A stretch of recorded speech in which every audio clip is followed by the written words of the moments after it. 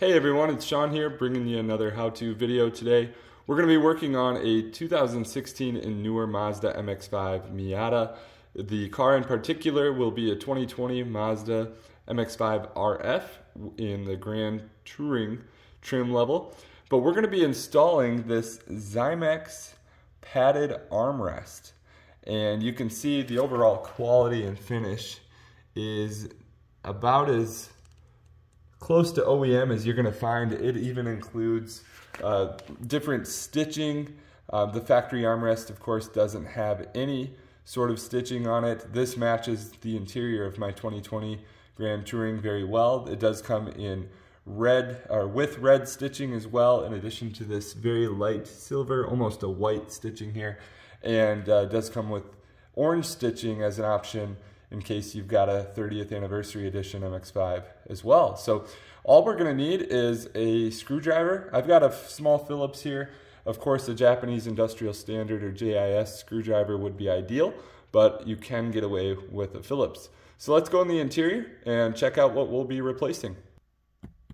Alrighty, so here we are in the car. This is the factory armrest, and something that I've noticed in the first week of owning this MX-5 is that occasionally when I'm going to reach for the shifter, you can bump the infotainment controls right here. And it's actually not really the same level. If you can imagine my arm there, it has to go kind of at an upward angle to reach the shift knob while using the armrest. So the idea here is to simply replace that armrest and give you more of a straight shot at the shift knob, and of course gives you much more clearance over the infotainment buttons. So let's go ahead and tackle this project. The first thing I'm going to do is remove my factory cup holders. We'll simply just pull up on those guys and get those out of the way. Set those aside. Next, we're going to unscrew the factory shift knob. Just turn counterclockwise, and eventually that guy should spin right off. Perfect. We'll set that aside as well. Okay, next we're going to need to remove this center trim. Goes all the way down to here underneath the HVAC controls, and then it'll pull up on all of this for the shift boot. This can be removed all in one shot. You just have to be a little careful though. Underneath of the infotainment buttons, of course, there is going to be a small wiring clip to connect this to the factory harness. So just be mindful of that. Don't pull straight up and just rip that thing out of there. We need to just lift up carefully to lift up this entire piece, and then we can access that clip and unplug it from the car, and then we'll remove all of this here. All right, I was able to carefully pry this up. One thing that will help is by lifting the factory armrest, gives you a little more leverage to pull up here, and then you'll simply keep working that forward, pulling up on all these edges where there's some just plastic clips holding it in place. And right there is our wiring harness. I'll remove this out of the way and show you that clips in right there. So it's this white clip here, and all you have to do is on the back side, you push that little tab downward. There it is, that little guy. Pinch that downward and pull straight down. Now you can see we've got everything removed out of our way. Next thing we're going to do is start popping this entire center console trim piece out.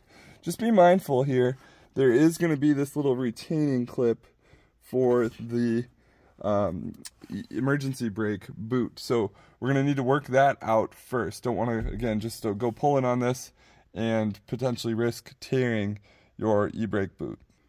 Alright, I did get that removed. There's a good look at it. You just work it around those two tabs. So unclip it over from one side and then work it through the other, and then you can free up that e-brake boot. Alright, the next thing we'll need to do is remove these two Phillips head or JIS screws. That way we can access this whole center console piece and start removing it from the vehicle.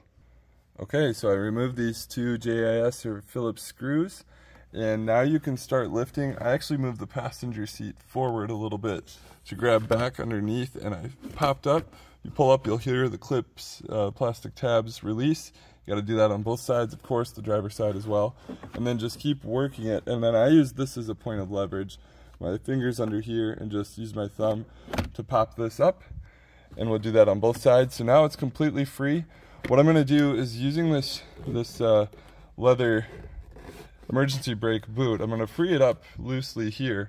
And then I'm going to guide that around and over the actual the actual emergency brake itself. And I'm going to have to be very careful not to scratch anything, but I'm going to lift this up and guide it around the emergency brake handle. And I'm actually going to take the whole assembly and I'm going to rotate it here towards the left-hand side of the car to finally get it all the way around that e-brake handle. Alrighty, so now that I've got the entire center console panel removed, I'll show you what we're actually after here. We're going to pop this armrest cover up, and we've got 4 JIS screws, one right there, the other right there, and then there's 2 on the bottom. So I'm going to have to actually flip this thing over, and this is why we had to remove the entire center console itself. So there's a JIS screw, and there's another one. So I'm going to get all 4 of those removed, and then we should be able to pop that factory armrest off. Okay, I've got the 4 screws removed, so I'm simply going to use these tabs and kind of pry against. You can see you pop off that factory armrest pad. This is what it looks like. You can see the 4 spots where those screws attach. Set that aside. And I've got my Zymex padded armrest. I'm going to line it up with the 4 holes. So again, there, and the corners. And then we're going to get that put on and use those same factory screws to reattach this to that center console lid. Alrighty, I've got the last screws in. Keep in mind too, you're screwing in a metal screw into this plastic here, so you don't want to be too forceful. Just nice and snug is perfectly fine. Don't force it and end up stripping one of those screws. One thing I've already noticed too, as you're considering purchasing these yourself, when you do open this, it does tend to bind a little bit in the back. I can already tell there's kind of a crease that could easily form and kind of misshape the back of this armrest. So just be aware of that when you're opening up. It probably won't go all the way flat or perfectly perpendicular anymore like the old one did, because it does have this this padded section. So now we'll go and get this guy mounted back on the car and essentially follow the inverse steps of how we disassembled everything.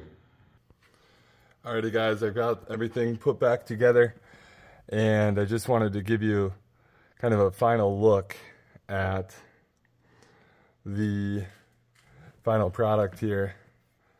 Again, this is the Zymex padded armrest. The factory stitching looks great, matches the other stitching very, very well, and you can see full functionality.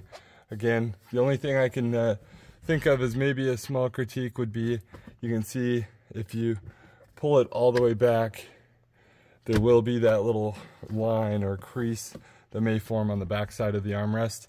But just look at that compared to factory. Your elbow's here, and you can grab that shift knob a lot easier. So overall, really happy. I'm excited to give it a try.